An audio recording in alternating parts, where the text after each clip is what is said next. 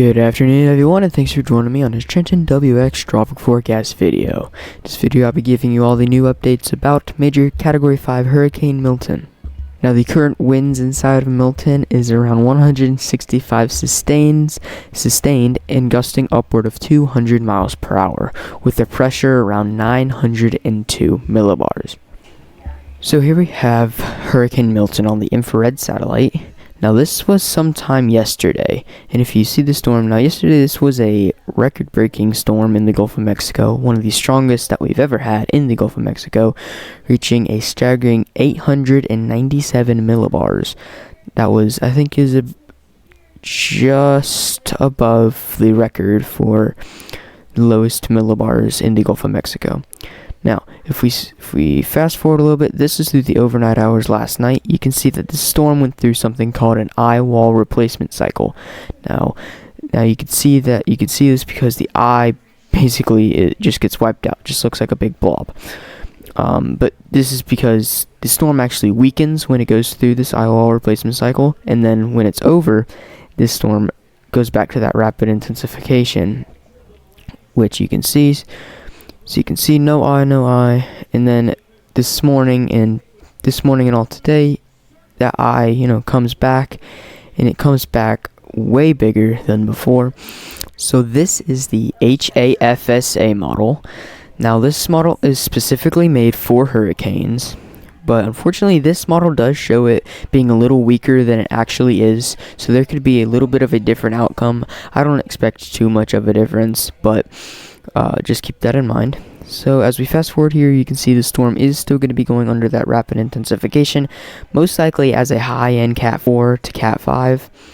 But as it reaches as it makes its way towards Florida, it encounters some wind shear, which is unfortunately going to increase the size of the storm, but weaken it. So it most likely will not be a Category 5 on landfall.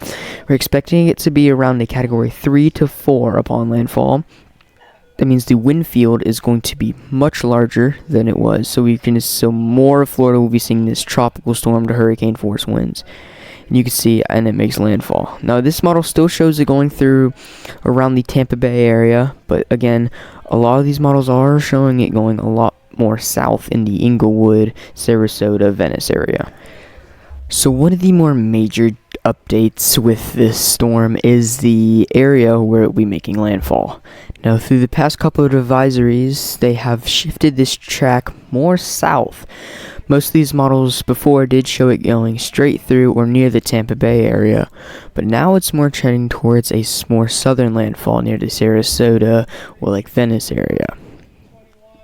Now I'll have to still watch this storm, as it can still pretty much go anywhere from the Cape Coral area to the Tampa area, but more of these spaghetti models are showing it being a, kind of in the middle of those two areas. Now this is the peak storm surge forecast. Now storm surge is the most devastating, the most catastrophic, and the most deadly parts of these hurricanes. Now you can see near the Tampa Bay area, we're looking at a possible 12 plus foot of storm surge or area. And unfortunately, if the storm does take a more southerly track, we could see some of that storm surge add up in the Charlotte Harbor. Now right now Charlotte Harbor does show 8 to 12 feet, which is still very catastrophic, but if this does take a more southern pack, the Charlotte Harbor could be in this pink little area.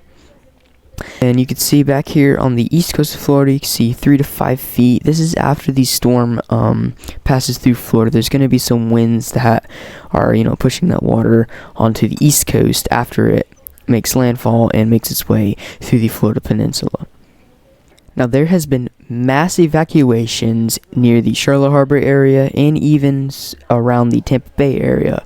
Now for the tornado outlook for this storm, we are not expecting a big tornado outbreak like we saw with Helene. We are expecting a couple tornadoes out of the storm. You can see most of Florida is under this 5% risk of just spin up or water spout tornadoes. Now, I don't think this will change too much. We'll just have to be watching all these little outer bands that come through, because those all have the potential to have, tornadic activity, and we have to be watching all these water spouts that could come on land and cause some damage. Now, as Hurricane Milton brings tropical storm and hurricane force winds to the state of Florida, we will be expecting widespread power outages for multiple days in the state of Florida. That is going to be it for this forecast. I'm not planning on making another forecast video until landfall, which I will be live streaming the landfall coverage on this channel. If you did enjoy this video, please consider subscribing, as it would tremendously help out this channel and help spread the word about any severe tropical weather events just like this one. Thank you very much for watching. I'll see you guys sometime soon. See ya.